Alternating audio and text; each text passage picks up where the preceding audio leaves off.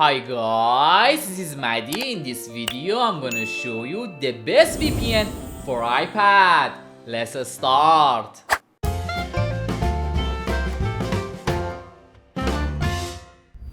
First, open App Store, then search VPN Beaver.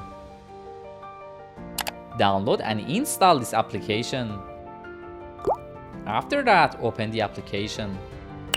Tap on Skip. And finally, select Accept. Then choose any server you like. For example, let me choose France. After that, tap on Allow. Very fast and easy. Also, if you want to disconnect from this VPN, select Stop here. Thank you so much for watching this video, and I hope this video was useful for you. Subscribe in our channel so that you can find a host of clever features and useful tools. See you soon in the next video.